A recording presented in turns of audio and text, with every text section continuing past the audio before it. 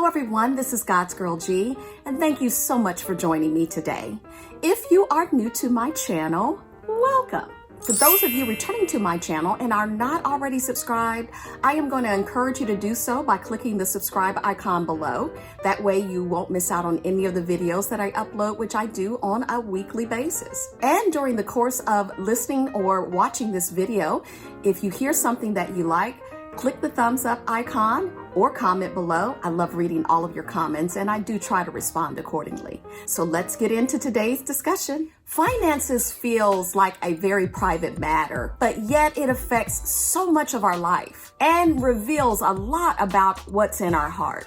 Now, I have talked about finances many years ago in a video that I entitled Singles Get Your Money Right. And since that time, I have actually had a wonderful opportunity to help a couple of people get their finances together from poor credit to great credit and help them work on some of their spending habits. What I realized through helping these people with their finances is that before you can give people a step-by-step process on how to get out of their financial situation, you must deal with two things: their relationship with money or what they were taught about money, and two, their emotional health and its impact on their financial decision making.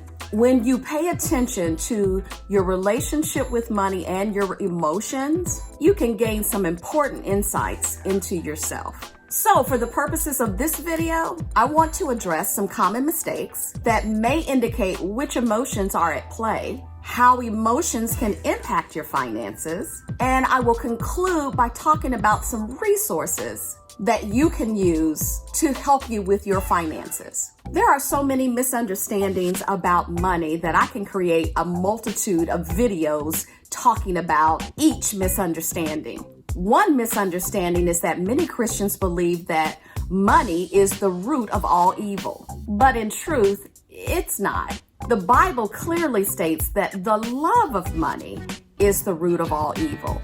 There are also many Christians that have the assumption that when they pursue God and when they are in relationship with God, all material blessings have to be thrown out the window.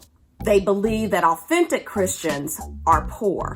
Well, that thinking is also wrong, but it doesn't mean that when you're in relationship with Christ that you're going to be wealthy too, because that is incorrect. What I can agree with is that God does care how we manage our money. There are over 2,300 scriptures in the Bible that references money and possessions. In the New Testament alone, 16 out of Jesus's 38 parables are about finances. Now, there are three important scriptures that I want to highlight before I get into more of the meat of this video. The first one is found in Psalms chapter 1, verses 1 through 3. In this scripture, it talks about how God does care about what we do with what he gives us. It says, "But they delight in the law of the Lord, meditating on it day and night. They are like trees planted along the riverbank, bearing fruit each season. Their leaves never wither, and they prosper in all they do." The next scripture is Luke 14 and 28. And this is a scripture that I have used before, but I love it. "But don't begin until you count the cost. For who would construct a building without first calculating the cost to see if there's enough money to finish it?" Of course, in this passage of scripture, Jesus was talking about a cost greater than a building. He was making sure that the crowd of people understood the cost of becoming a disciple of Christ. So no matter if we're talking about discipleship or money, counting the cost is the key. And the last scripture is Proverbs chapter 22, verse 7. "The rich rule over the poor, and the borrower is slave to the lender." Now, many people get fired up about this scripture because it challenges the world's way of handling money and our view about personal finances, but it's the truth anyhow. Next, I want to get into some common mistakes that occur when emotions get in the way. These are great indicators that your emotions are running things. First, you absolutely ignore the financial issues. When you ignore increasing debt, it can have a greater negative impact on your finances in the long run. The longer you avoid them, the greater the impact. Ignoring finances, just like with ignoring anything else, does not make the burden go away. You must face your financial issues. 2, procrastinating on financial decisions. Similar to ignoring your financial situation, procrastination does not make the situation any better, nor does it make it go away. 3, doing things the way that you've always done them. The definition of crazy is doing the same thing over and over again, expecting a different result. Your financial situation will not change without change on your part. 4, not asking for help. This is where pride comes in. If you feel overwhelmed or need additional help, get help. There are many free resources that are available to assist you, and I'm going to talk about a few at the end of this video. Now let's get into emotions and how they impact our financial decisions. It's not that every single emotion that I'm going to list out will impact your financial decision making, but there may be some emotions that impact your decision making over others. Emotional competence, or the ability to make good, thoughtful decisions in the times of high emotions or chaos, plays the biggest role in a person's ability to achieve their financial goals. First, grief. Loss of a loved one, a child, a marriage, or just a loss in general can have a huge impact on our financial decisions. Your judgment, your ability to make the right decisions during this emotional time of grief may become impaired. Often there is a sense of sadness, deprivation, and disorientation, which makes you particularly vulnerable for the misuse of money. Grief causes confusion, and it can influence your financial decisions because your brain is actually functioning different when you're grieved. 2, boredom. Many people cure boredom by shopping, whether it's in person at a store or online. Now, some of you say, well, you go with the intention without spending anything. You just plan to window shop or browse. But all too often, you may find yourself pulling out your credit card to alleviate boredom or loneliness. Both are normal feelings, but shopping doesn't really solve the problem long term. 3, stress. When we are pushed to make snap decisions in stressful times, we are sometimes too exhausted or forget to make value-based decisions. We will tend to make the easiest decisions in the moment, even if the long-term impact is negative.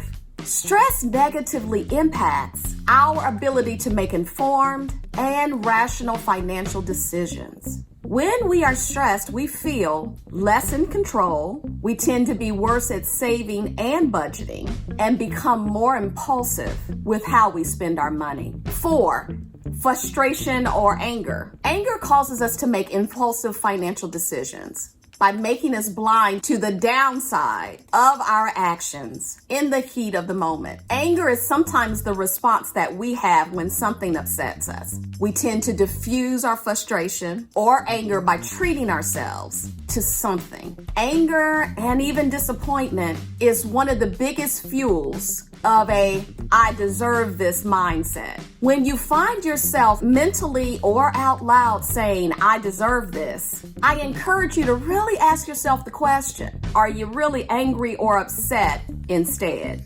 5, envy. Many people respond by trying to keep up with the Joneses, by trying to turn the table on the Joneses for them to keep up with you. Some of you will even go as far as spending money on things that you really don't care about, just to impress or gain the approval of others. You'll find it'll leave you with very little money for the things that truly matter to you. It's better to admit, even if just to yourself, that you are envious, and use it instead to motivate you to work even harder to achieve the goals that you want. Now, even though what I just gave you is just a handful of emotions that impact your decision making, I want to now give you something that you can do that will help you identify an emotional decision with a simple question. Will this bring me closer to my goals, or am I feeding an emotion? A simple question that can save you a lifetime of heartache.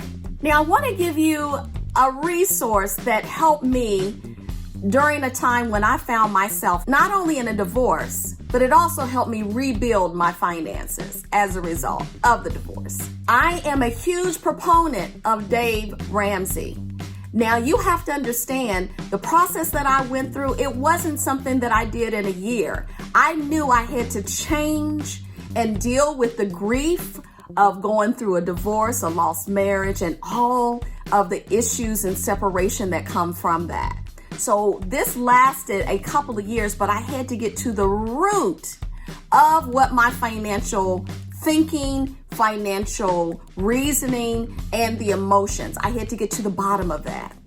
Dave Ramsey really helped me with that, and he has several resources out there. And since this is all about finances and even for some of us saving money, I want to encourage you that your public library will either have a hard copy of the book, or many libraries now are digital and you can go online and check out a virtual book on your Kindle or through whatever library app that you have. So there are several books that I have read that helped me tremendously. And the reason why I like Dave Ramsey is because his teachings are biblically based. That was key for me. The first book that I read was Total Money Makeover.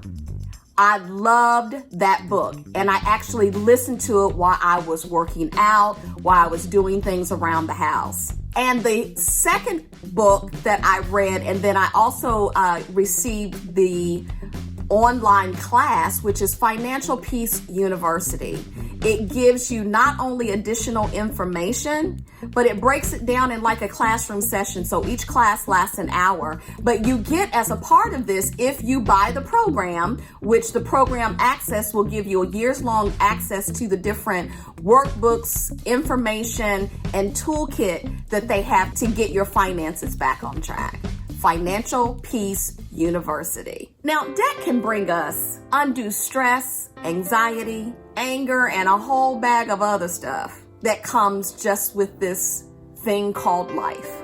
I want to encourage you that the Bible does have a lot to say about how you manage your money, and you can be a good steward no matter where you're beginning. It just starts with a simple decision and an understanding of how you make your financial decisions. Now, you may never have prayed to God or sought God on financial matters. You may have never done a budget, or you simply don't know where to start with paying off your debt. But God is with you. He cares for you, and He wants you to live a life of victory. Thank you so much for joining me today. And don't forget to subscribe, like, and comment. Bye.